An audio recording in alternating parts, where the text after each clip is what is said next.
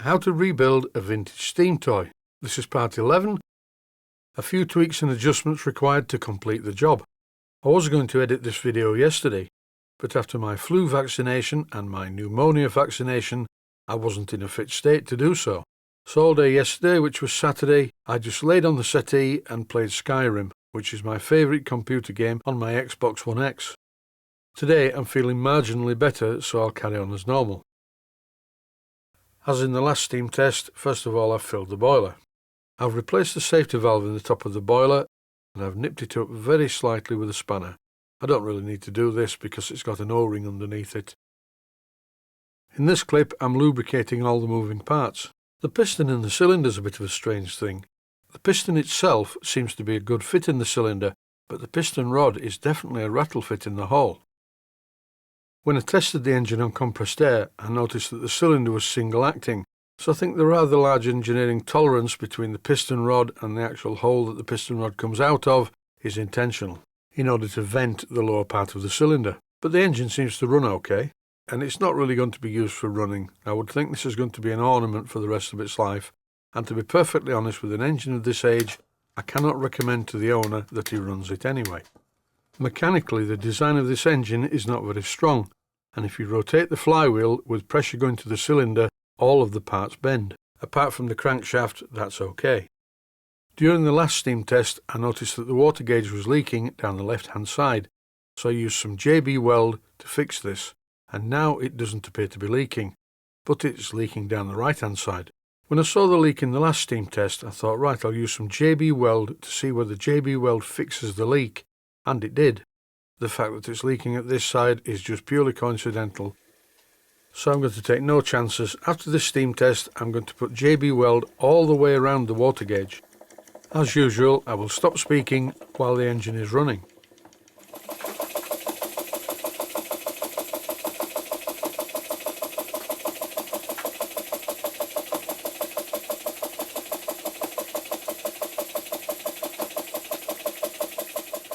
I think it's time for a bit of slow motion.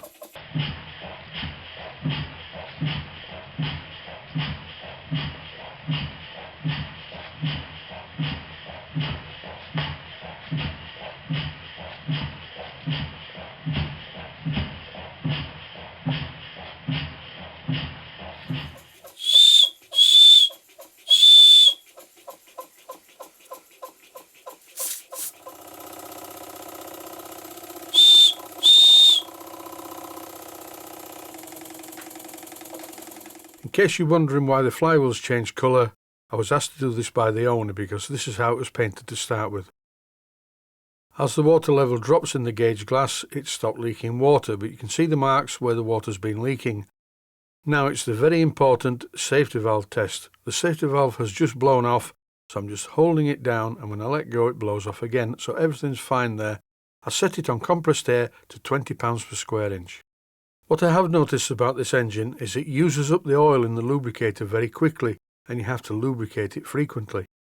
After I extinguished the boiler, I let the boiler cool for a while, and here I'm using a brass wire brush to clean out the old body filler from the side of the gauge.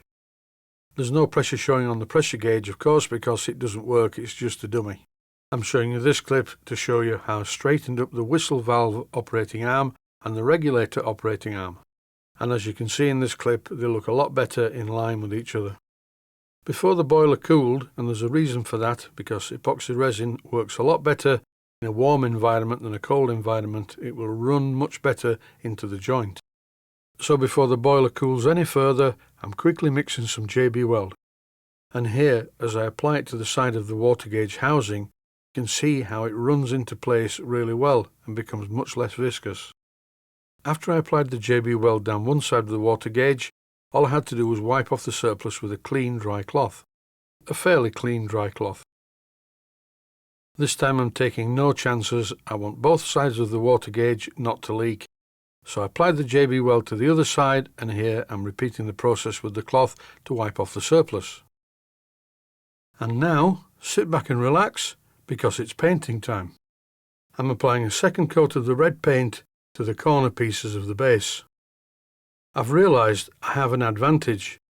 When I'm making a video about painting, I can actually use both hands. I can paint with my left hand almost as well as I can with my right, and I think this is because I'm a keyboard player, and from years of practice I have quite good manual dexterity.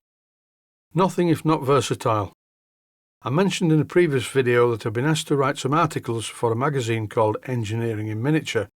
The first article has been submitted, along with quite a lot of workshop photographs, and I'm told by the technical editor of the magazine that the first of my articles will be in the December issue. Not too dissimilar from the videos, the articles I'll be writing are designed for beginners to model engineering, and in the first article I discuss the importance of buying the correct lathe and the best way to go about it. In this first magazine article I also list all the lathes I've ever owned, starting from a small Unimat 3 lathe up to what I have now, which is nothing really special. A couple of lathes in the workshop, one's bigger than the other, and they're both a little bit scruffy, but they work fine. A bit like me really. So here's the finished engine, awaiting the arrival of the owner tomorrow to pick it up, and I hope he likes it.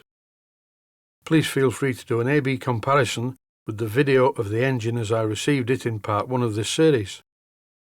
Have I enjoyed rebuilding this engine? Well, yes, I do like a challenge, and I think the engine's come out quite well in the end, and apart from the safety valve and the new crankshaft and bearings, the rest of the engine is pretty original.